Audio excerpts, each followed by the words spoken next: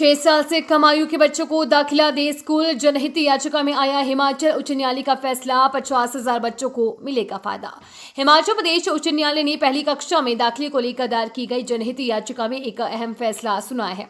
Chief justice Rajiv शकदर और सत्येंद्र वैद्य की खंडपीठ ने सरकार और स्कूलों को आदेश जारी करते हुए कहा है कि मौजूदा शैक्षणिक सत्र में 6 साल से कम आयु के बच्चों को पहली कक्षा में दाखिला दिया जाए। अभिभावकों ने कोर्ट के इस फैसले से राहत की सांस ली है। इससे 5 साल से ऊपर का बच्चा जो पहली कक्षा में जाने के लिए पात्र है, उसका दाखिला नहीं रुकेगा।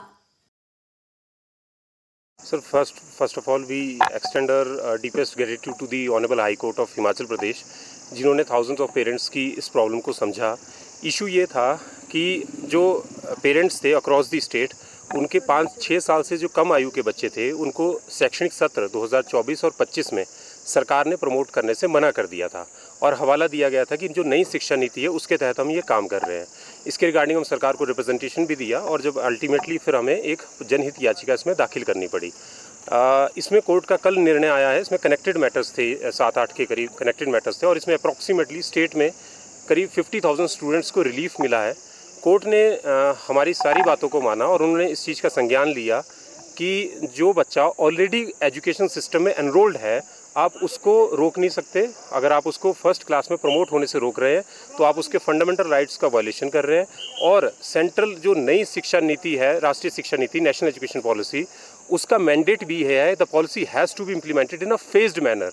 आप उसको एक स्मूथ ट्रांजिशन देंगे, उसके लिए सेंट्रल गवर्नमेंट ने स्टेट गवर्नमेंट को इन्फॉर्म भी किया था, but there was no steps were being taken by the state government. तो अब ये डिसीजन आया है which we welcome whole heartedly.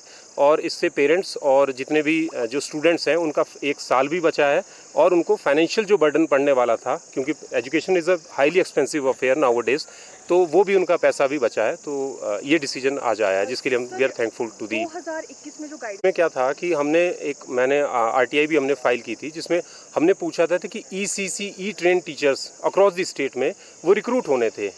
Early childhood care education में जो टीचर्स स्पेशली ट्रेन टीचर्स थे वो रिक्रूट होने थे। उन टीचर्स को भी सरकार ने, एक भी टीचर्स रिक्रूट नहीं था, उसका ट्रेनिंग नहीं हुई थी।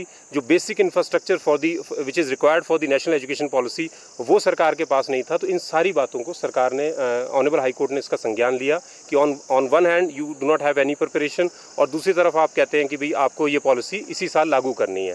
तो कोर्ट का भी ओपिनियन है और सेंट्रल गवर्नमेंट का भी ये मैंडेट है, पॉलिसी का मैंडेट है कि पॉलिसी को फेज्ड मैनर में लागू करो, अपने इंफ्रास्ट्रक्चर तैयार करो, टीचर्स को रिक्रूट करो और दूसरी भी जो रिक्वायरमेंट है इसमें, जैसे मिड डे मील स्कीम जो है वो प्री प्राइमरी में इंट्रोड्यूस होनी है, आप उसको इम्प्लीमेंट करो, फिर आप इस पॉलिसी को जो है लागू करो। ऐसे कितने केसेस है जिसमें एज जो लास्ट लाइन अगर आप इसको पढ़ेंगे, इसमें कहा हुआ है कि any student who is below the age of 6 years, तो जो भी बच्चा 6 साल से कम है अभी, उसको आप प्रमोट करेंगे फर्स्ट स्टैंडर्ड में। तो सब बच्चे इसमें अब प्रमोट हो जाएंगे फर्स्ट क्लास में।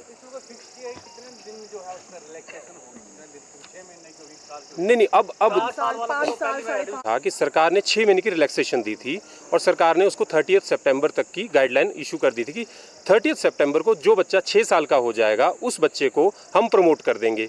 लेकिन 30 सितंबर से मार्च 2025 के बीच में करीब 50,000 बच्चे थे जो प्रमोट नहीं हो रहे थे।